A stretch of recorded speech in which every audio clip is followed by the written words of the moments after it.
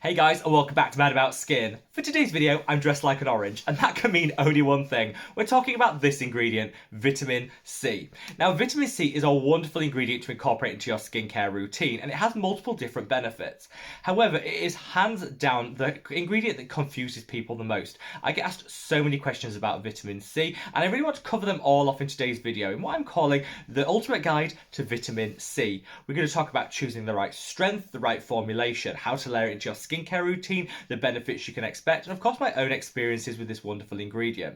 I've linked all of these timestamps in the description box below, so if you did want to jump to one section of the video over another, be my guest, it's all there for your convenience. But in true Mad About Skin style, shall we just cut that waffle and delve straight on in? So I think the best place to kick off like a one-stop shop ultimate guide to vitamin C is, what exactly is this ingredient? Well, it's a vitamin, and there are many which are found in our skincare routines, but they all do very different things.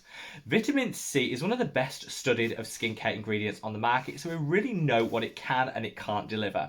Vitamin C is a proven antioxidant. This means that it protects the skin from free radical damage. Things like pollution and particulate matter hit our skin all day long and they stress it out. This can trigger hyperpigmentation and discoloration, can also degrade collagen and lead to premature aging.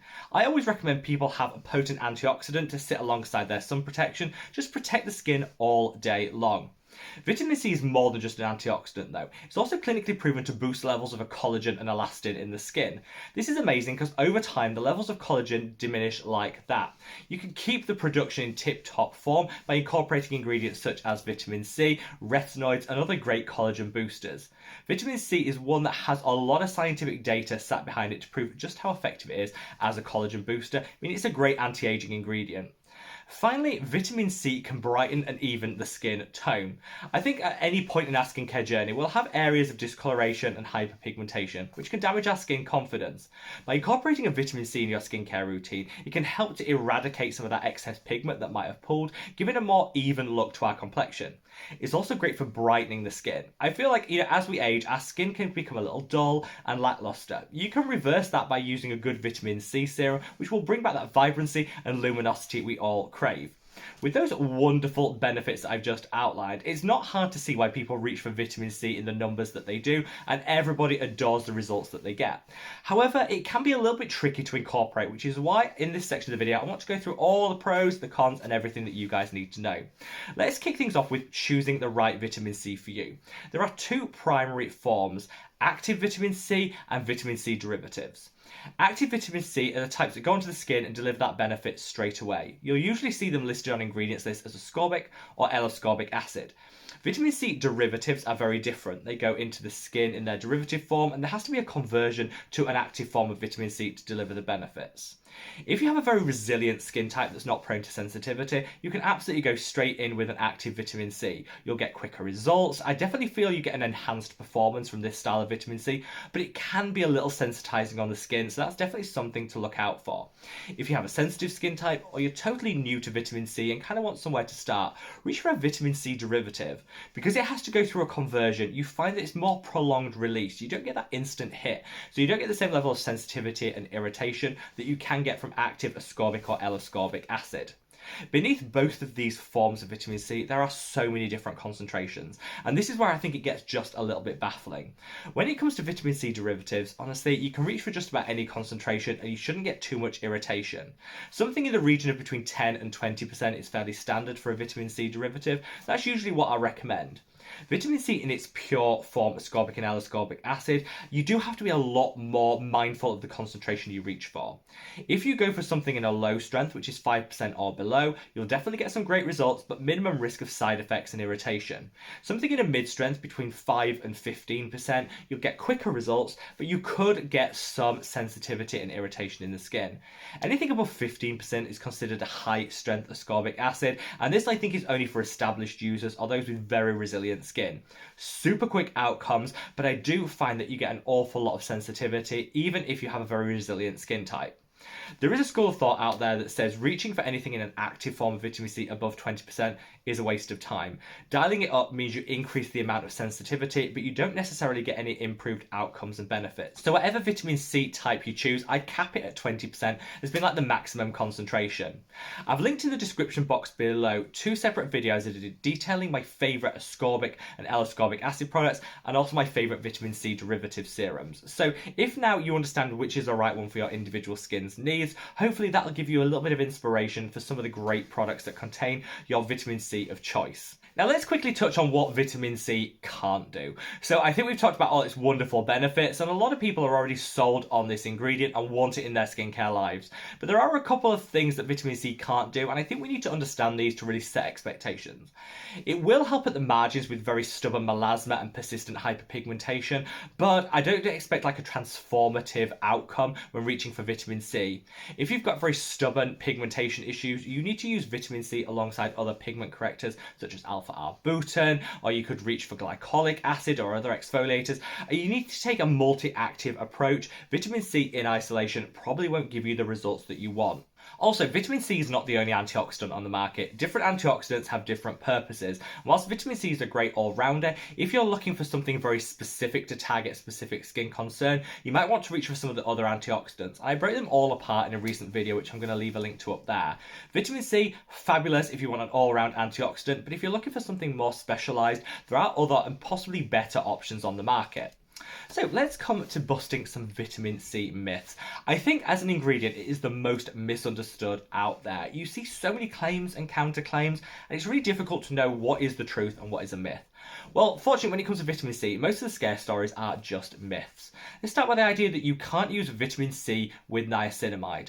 I don't really know where this comes from, but there are no scientific studies that show you cannot pair your vitamin C, either derivative or active form, with niacinamide. Some people did say you could increase the risk of any irritation of pairing these two together. Well, that's the case with any skincare pairings. You always need to be mindful of your skin's tolerance and not introduce too many ingredients all at once. But there is nothing intrinsically wrong with using your vitamin C and your niacinamide together. In fact, they pair really well and could actually double down on the benefits you're going to get fighting hyperpigmentation. Another myth that seems to exist is you can't use peptides and vitamin C in its active form together. This is a myth that's derived from an old study that said if you subject peptides to a low pH environment, intense heat and pressure, it tears them apart, denatures them, rendering them ineffective. We don't want to waste any of our peptide serums, but whilst usually active forms of vitamin C are in a low pH, you don't have the associated high heat or pressure to actually do that denaturing. So get that out of your mind. You can absolutely use a pure form vitamin C and a peptide side by side in your skincare routine with no issues whatsoever. Now, when it comes to applying your vitamin C, actually it's a lot easier than people think. Before you even get onto the application though, if you bought an ascorbic or L-ascorbic acid-based product, vitamin C in its active form, make sure you keep it in the fridge. This will delay oxidation and extend the lifespan of the product, but also having it at a lower temperature will reduce the risk of any sensitivity or irritation on application. So this is a great way and a great hack of introducing a pure form vitamin C in the first instance without too much sensitivity and irritation.